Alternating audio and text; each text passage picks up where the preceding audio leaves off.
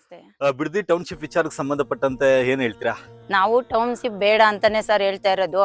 ನೋಡಿ ಎಲ್ಲ ಇದೆ, ಬೆಳ್ದಿದೀವಿ. ಹ್ಮ್. ನಮ್ಗೆ ಟೌನ್ಶಿಪ್ ಮಾಡ್ತಾರೆ. ಇವಾಗ ನಮ್ಗೆ 47-48 ವರ್ಷ ವಯಸ್ಸಾಗಿದೆ. ನಮ್ಗೆ ಹಾಲ್ ಕರಿಯೋದ್ ಮಾತ್ರ ಬರೋದು. ಹಸುಗಳು ಮತ್ತೆ ನಾವು ಯಾರು ನಮ್ಮ ಮಕ್ಳುನು ಇದಾರೆ, ಕೆಲ್ಸಕ್ಕೆ ಅವ್ರಿಗೂ ಏಜ್ ಬಂದಿದೆ, ಓದಿದ್ದಾರೆ, ಕೆಲ್ಸಕ್ಕೆ ಹೋಗ್ತಾ ಇದಾರೆ. ಕೆಲಸ ಮಾಡ್ತಿದಾರಾ ಅಥವಾ ಬೆಂಗಳೂರು? ಇಲ್ಲ ಸರ್, ಇಲ್ಲೇ ಕಂಪ್ನಿಗಳಿಗೆ ಹೋಗ್ತಾರೆ. ಅವು ಎಲ್ಲ ಕಾಂಟ್ರಾಕ್ಟ್ ಬೇಸಿಕ್ ಇವಾಗೆಲ್ಲ ಎಲ್ಲ ಕಾಂಟ್ರಾಕ್ಟ್ ಬೇಸಿಕ್ ಕೆಲಸ ಕೊಡ್ತಾ ಇದಾರೆ. ಅದಕ್ಕೋಸ್ಕರ ಅವರು ಕೆಲವರೆಲ್ಲ ಓದಿರೋರು ಕೂಡ ಹುಳ ಬೆಳೀತಾ ಇದಾರೆ ಸರ್, ರೇಷ್ಮೆ ಬೆಳೀತಾ ಇದಾರೆ. ಅಲ್ಲಿ ಹೋಗಿ 25,000 ಅವ್ರು ಹೇಳಿದ್ದೆಲ್ಲ ಮಾಡ್ಬೇಕು. ನಮ್ಗೆ 50,000 60,000 ಬರುತ್ತೆ. ಆಮೇಲೆ ಬೆಳಿಗ್ಗೆ ನಾವು 4 ಗಂಟೆಗೆ ಎದ್ದು ಹಾಲ್ ಕರೆದು ನಮ್ಗೆ ಆಯ್ತಾ 10-11 ಗಂಟೆ ಆಯ್ತು ಅಂದ್ರೆ ನಮ್ಗೆ ರೆಸ್ಟ್ ಅಂದ್ರೆ ರೆಸ್ಟ್ ತಗೋಬಹುದು. ಈಗ ಬೇರೆ ಕಡೆ ಹೋದ್ರೆ ನಮ್ಗೆಲ್ಲ ಹಂಗೆಲ್ಲ ಮಾಡಕ್ ಆಗುತ್ತೆ ಸರ್. ಇವಾಗ ನಮ್ಗೂ ಅಷ್ಟೇನೆ, ನಾವು 5 ಗಂಟೆ 6 ಗಂಟೆ ಎಷ್ಟು ಆಗುತ್ತೋ ಕೆಲಸ ನಾವು ಬೇಕಂದಾಗ ರೆಸ್ಟ್ ತಗೋಬಹುದು.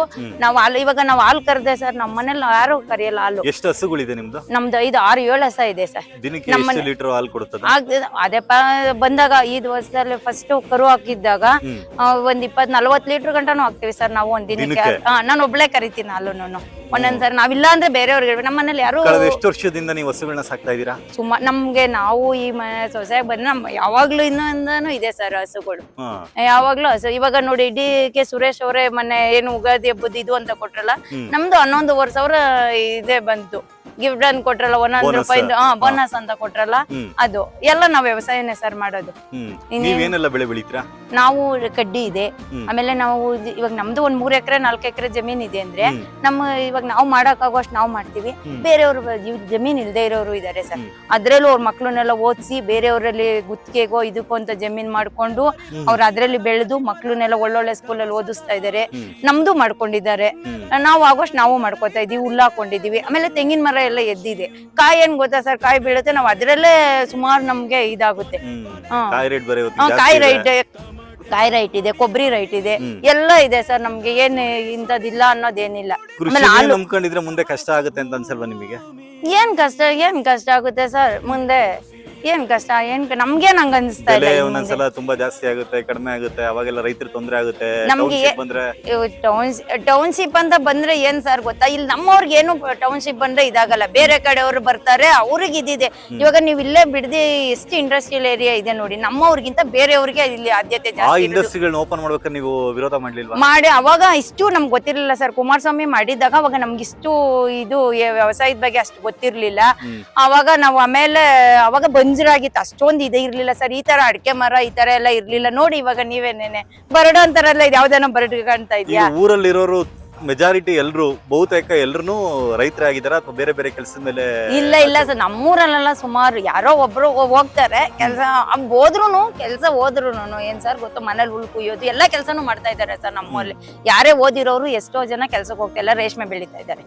ನಮ್ಮೂರೆಲ್ಲ ಉದಾಹರಣೆ ಇದೆ, ಎಲ್ಲ ಓದಿರೋರು ಕೆಲ್ಸಕ್ಕೆ ಹೋಗ್ದೇನೆ ರೇಷ್ಮೆ ಬೆಳೀತಾರೆ. ನಾನು ಈಗ ಬರ್ತಾ ನೋಡಿದ್ರೆ ಇಷ್ಟು ಹಚ್ಚ ಹಸಿರಾಗಿದೆ, ತುಂಬಾ ಜನ ರೈತರು ಬರ್ತಾ ಇದ್ರು, ಮಾತಾಡಿಸ್ತಾ ಇದೆ. ಆದ್ರೆ ಮುಖ್ಯಮಂತ್ರಿಗಳು ಹೇಳ್ತಾರೆ ಅಲ್ಲಿ ಯಾರೋ ಒಬ್ರು ಇಬ್ರು 10 ಜನ 20 ಜನ ಮಾತ್ರ ರೈತರಿದ್ದಾರೆ ಅಂತ. ಅದನ್ನ ಕೇಳಿದಾಗ ನೋವಾಗಲ್ವಾ ನಿಮಗೆ?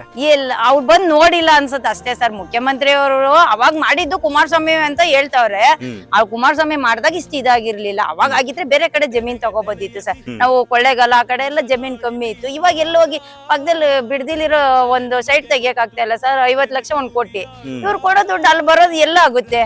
ಇವಾಗ ನಮ್ಮ ಮಕ್ಳೇ ಆಗ್ಲಿ, ಇವಾಗ ಅದು ದುಡ್ಡು ಬಂತು ಅಂದ್ರೆ ಇರುತ್ತಾ? ಇವಾಗ ಜಮೀನ್ ಅಂದ್ರೆ ನಮ್ ತಾತಿರ್ ಕಾಲದಿಂದಾನು ಇದೆ, ಇದು ನಮ್ಗೆ ಅದೇ ಇರುತ್ತೆ.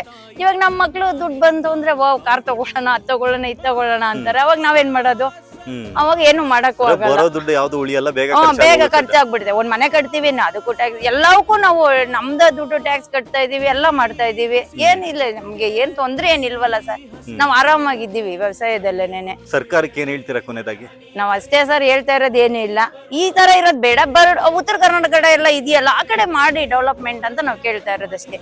ಇದು ಚೆನ್ನಾಗಿರೋದ್ನ ಬೇಡ. ಇಷ್ಟೊಂದ್ ಮರಗಳು ಯಾಕೆ ಕಡಿಬೇಕು? ಬೆಂಗಳೂರಿಗೆ ಹತ್ರ ಇದೆ ಅದಕ್ಕೆ ಮಾಡ್ತೀವಿ ಅಂತಾರೆ, ರೋಡಿಗೆಲ್ಲ ಫೆಸಿಲಿಟಿ ಇದೆ, ಬೇರೆ ಕಡೆ ಆದ್ರೆ ಇರಲ್ಲ ಅಂತ. ಹೌದು, ಅಲ್ಲ ಆ ಕಡೆನೂ ಮಾಡಿದ್ರೆ ಹಂಗೆ ಆಗುತ್ತಲ್ಲ ಸರ್. ಇವಾಗ ಇದನ್ನ ಬೆಂಗಳೂರಿಗೆ ಹತ್ರ ಇದೆ, ಹೌದು. ನಮ್ಗೆ ಇವಾಗ ಒಂದು 10 ನಿಮಿಷಕ್ಕೆ ಹೋದ್ರೆ ಕನಕಪುರ ರೋಡ್, ಈ ಕಡೆ ಹೋದ್ರೆ 10 ನಿಮಿಷಕ್ಕೆ ಹೋದ್ರೆ ಮೈಸೂರು ರೋಡ್ ಬರುತ್ತೆ. ಏನ್ ಎಲ್ಲ ಡೆವಲಪ್ಮೆಂಟ್ ಆಗಿದೆಯಲ್ಲ ಸರ್. ಇಲ್ಲಿ ಏನ್ ಡೆವಲಪ್ಮೆಂಟ್ ಮಾಡೋದೇ ಇಲ್ಲ. ಸ್ವಲ್ಪ ವ್ಯವಸಾಯ ಆಗಿರೋ ನಗರಗಳ ಮಧ್ಯೆ ಆದ್ರೂ ಆ ಸುತ್ತ ಅಭಿವೃದ್ಧಿ ಆಗಿರುವಂತ ನಗರಗಳ ಮಧ್ಯೆ ಇದ್ದಿದ್ದೆ ತಪ್ಪಾಯ್ತು ಅಂತ ಅನಿಸ್ತಿದ್ಯಾ ನಿಮಗೆ? ತಪ್ಪೇನೆ. ನಾವು ಅವಾಗಿಂದ ನಮ್ಮ ಇವಾಗ ನಾವು ಅಭಿವೃದ್ಧಿ ಮಾಡಿರೋದು ಸರ್ ಇದನ್ನ. ಮೊದ್ಲೆಲ್ಲ ಈ ತರ ಏನು ಅಭಿವೃದ್ಧಿ ಇರ್ಲಿಲ್ಲ.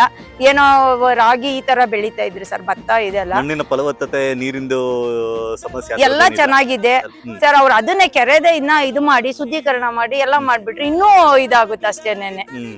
ಏನು ಇದಿಲ್ಲ.